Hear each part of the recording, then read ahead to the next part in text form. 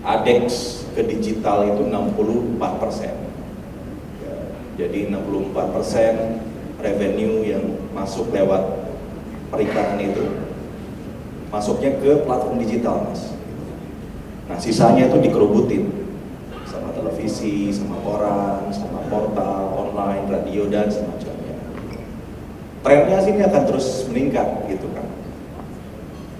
Tapi kita sama-sama sepakat, ya, negara harus hadir, memastikan pilar demokrasi keempat yaitu pers harus terus hidup di Republik ini. Setuju Pak? Saya tidak membayangkan ya, dunia kita ke depan tanpa adanya pers. Sebagai seseorang yang tumbuh besar di jurnalisme televisi, bareng-bareng sama kawan saya itu ada Rian di sana. Kami masuk sama-sama di Trans TV ya, di tahun yang sama. Saya merasakan betul dampak yang bisa kita lakukan sebagai jurnalis ya, untuk bangsa kita ya. Dan jika karena disrupsi teknologi kita harus hilang, rasanya saya nggak terima. Jadi kita harus berbuat sesuatu ya, untuk memastikan pers itu hidup. Tinggal masalahnya formatnya seperti apa gitu kan. Bagaimanakah televisi harus melakukan adaptasi ataupun juga melakukan transformasi dengan platform yang sekarang memang menjadi suatu keniscayaan, yaitu digital. Ada pendekatan yang menarik ya, tentang transformasi digital media. Kebetulan itu menjadi salah satu teori yang saya gunakan di disertasi saya kemarin. Namanya media morphosis, ditemukan oleh Fiedler. Jadi Fiedler bilang bahwa perubahan media itu sebetulnya tidak transformatif, tapi evolutif. Harus berubah, tapi perubahannya tidak bisa mendadak. Perlu disiapkan koridornya. Makanya disebut media morphosis. Media morphosis ini ada 3 tahapan. Yang pertama adalah koevolusi disebutnya. Jadi bagaimana media meluruhkan sebagian sifat lamanya untuk masuk ke dalam platform yang baru. Memang perlu ada sifat-sifat yang ditinggalkan, walaupun tidak boleh menurunkan kualitas tadi yang Mas Agus sampaikan. Karena sifat-sifat itu mungkin kosnya besar gitu. Yang kedua, barangkali tidak lagi relevan dengan pola penonton sekarang yang 2 arah misalnya. Jadi tahap yang pertama disebut dengan koevolusi. Bagaimana meluruhkan sebagian sifat lama dari media lama dan mempertahankan sifat-sifat terbaik dari media tersebut untuk masuk ke tahap selanjutnya yang disebut dengan konvergensi. Jadi baru setelah koevolusi masuk ke konvergensi. Disitulah kita mulai berpikir tentang infrastruktur, berpikir tentang alat, berpikir tentang format dan seterusnya. Nah, kebanyakan sekarang ini kebalik ya. Kita melakukan dulu konvergensi, koevolusinya lupa, sehingga akhirnya digitalisasi itu menjadi biaya tambahan atau cost tambahan, sehingga memperberat ya, cost produksi dari media lama. Nah, mungkin pendekatan ini ya perlu kita dorong, dan pemerintah bisa dorong dengan regulasi setidak-tidaknya.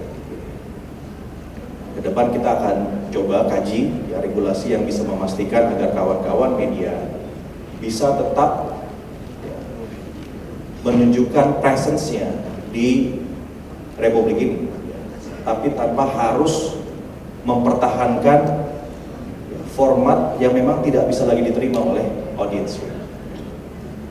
Nah, tahap yang ketiga disebut. Dan acara ini juga merupakan suatu bentuk penghormatan bagi para teman-teman jurnalis tentunya yang telah bekerja keras, berkarya. Di industri televisi Indonesia ini semuanya melalui proses penjurian yang ketat pastinya daripada juri-juri yang dikualifikasi ya. Perlindungan antusiasmenya sangat luar biasa, terbukti dengan jumlah peserta yang masuk untuk mengikuti apresiasi ini. Sejauh ini dalam hitungan sangat pendek, relatif pendek, hanya 2 bulan efektif kita kerjakan sekitar hampir 300 peserta mengikuti apresiasi ini. Sangat luar biasa.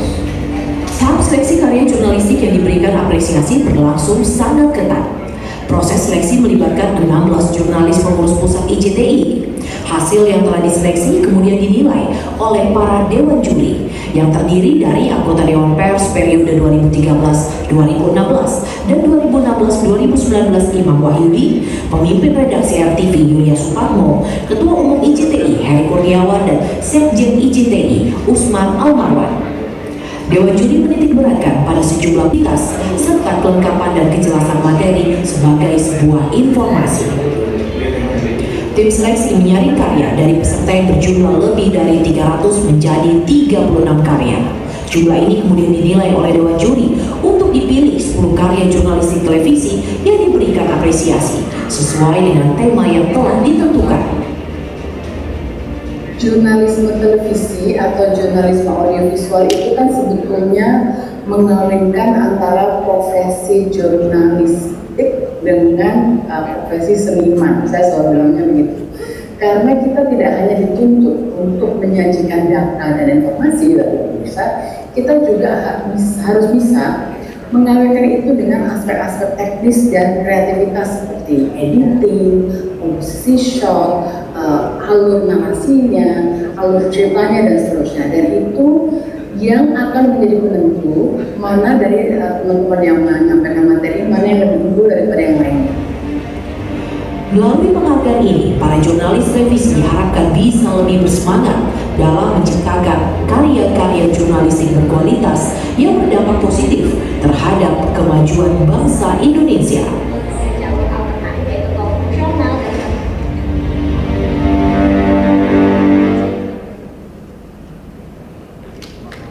Boleh kita berikan Toto, kemudian ini Kang Yadi, mereka adalah anggota-anggota Dewan Pers yang ini dah, yang selalu menyenangkan. Kan kita selalu bayangkan Dewan Pers itu galak dan sebagainya, tapi kalau berurusan sama mereka ini. Nita dan hadirin, untuk kategori pertama kita langsung menuju ke apresiasi malam ini. Iya. Kita langsung bacakan untuk kategori pertama. Ada dari tema apa nih? apresiasi karya jurnalistik dengan tema infrastruktur, dan penerima apresiasinya adalah RCTI dengan judul Kebut Pembangunan MRT Jakarta. Dan yang kedua adalah tim liputan Indosiar dengan judul Proses Pembangunan IKN. Kepada